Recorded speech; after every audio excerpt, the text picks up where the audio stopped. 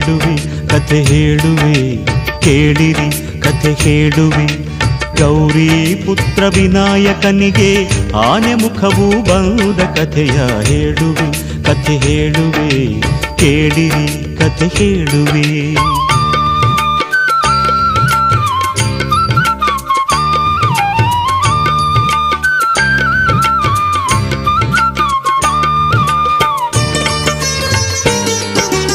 ಒಂದು ದಿನ ಪಾರ್ವತಿಯು ಸ್ನಾನ ಗೃಹಕ್ಕೆ ಹೊರಟಳು.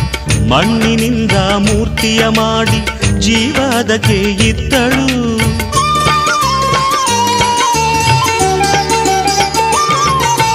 ಒಂದು ದಿನ ಪಾರ್ವತಿಯು ಸ್ನಾನ ಗೃಹಕ್ಕೆ ಹೊರಟಳು. ಮಣ್ಣಿನಿಂದ ಮೂರ್ತಿಯ ಮಾಡಿ ಜೀವದಕ್ಕೆ ಇತ್ತಳು. ಅಮ್ಮ ನಿನ್ನ ಆಜ್ಞೆಯೇನು ಎಂದು ಕೇಳಿ ಕಂದನು. ಅಮ್ಮ ನಿನ್ನ ಆಜ್ಞೆಯೇನು ಎಂದು ಕೇಳಿ ಕಂದನು.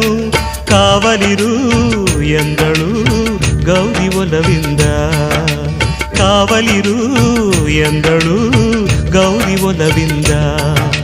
ಹೇಳುವೆ ಕಥೆ ಹೇಳುವೆ ಕೇಳಿರಿ ಕಥೆ ಹೇಳುವೆ. ಗೌರಿ ಪುತ್ರ ವಿನಾಯಕನಿಗೆ ಆನೆ ಮುಖವು ಬಂದ ಕಥೆಯ ಹೇಳುವೆ ಕಥೆ ಹೇಳುವೆ ಕೇಳಿರಿ ಕಥೆ ಹೇಳುವೆ.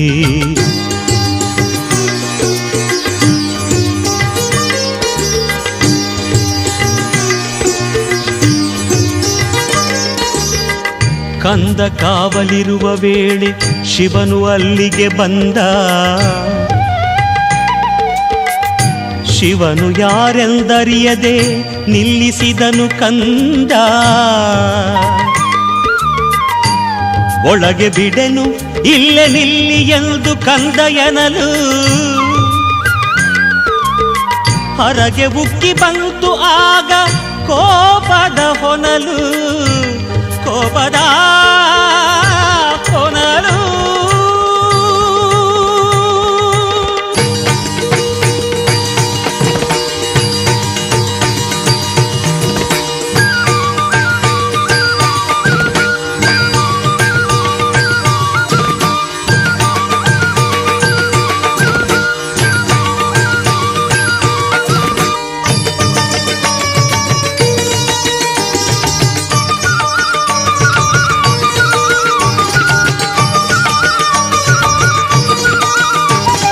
ಕೋಪದಿಂದ ಶೂಲ ತೆಗೆದು ನಿಂತನು ತ್ರಿಪುರಾರಿ. ಕಂದನ ತಲೆ ಕತ್ತರಿಸಿದ ಕಾಮ ಸಂಹಾರಿ. ಶಬ್ದ ಕೇಳಿ ಒಳಗಿನಿಂದ ಓಡಿ ಬಂದಳು ಗೌರಿ. ಸತ್ತ ಮಗನ ಕಂಡು ಹತ್ತು ಗೋಳಾಡಿದಳು ನಾರಿ. ಸತ್ತ ಮಗನ ಕಂಡು ಹತ್ತು ಗೋಳಾಡಿದಳು ನಾರಿ.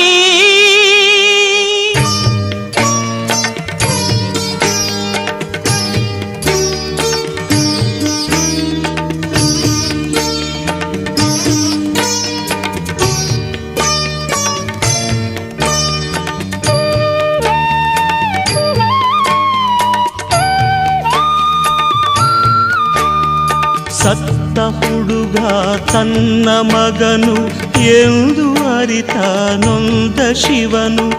ಒಂದು ತಲೆಯ ಅರಸಿ ತನ್ನಿ ಎಂದು ಆಜ್ಞೆ ತಂದನು. ಸತ್ತ ಹುಡುಗ ತನ್ನ ಮಗನು ಎಂದು ಅರಿತ ನೊಂದ ಶಿವನು. ಒಂದು ತಲೆಯ ಅರಸಿ ತನ್ನಿ ಎಂದು ಆಜ್ಞೆ ತಂದನು. ಅರಸಿ ಹೊರಟರು ಗಣಗಳು ದಿಕ್ಕು ದಿಕ್ಕಿಗೆ.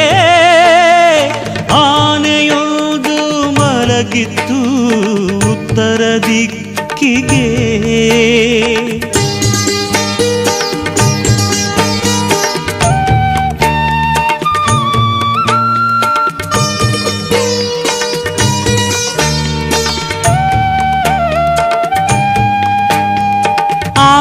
ತಲೆಯ ಕತ್ತರಿಸಿ ಶಿವನ ಬಳಿಗೆ ತಂದರು. ಅದನು ಮಗನ ದೇಹಕ್ಕಿಟ್ಟು ಜೀವ ತಂದನು ದೇವನು. ಜೀವ ತುಂಬಿದ ಕಂದ ತಂದೆಗೆ ವಂದನೆಗೈದನು. ಸಂತಸದೆ ಮಗನ ತಬ್ಬಿ ಅವಗೆ ವರವಾಯಿದ್ದನು. ಸಂತಸದೆ ಮಗನ ತಬ್ಬಿ ಅವಗೆ ವರವಾಯಿದ್ದನು.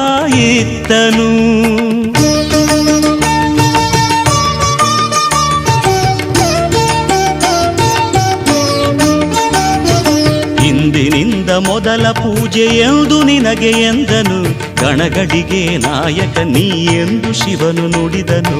ಅಂದಿನಿಂದ ಕಂದನಾದ ದೈವ ಗಣನಾಯಕ, ಭಕ್ತರ ವಿಘ್ನಗಳನ್ನು ಹರಿಸುವ ವಿನಾಯಕ.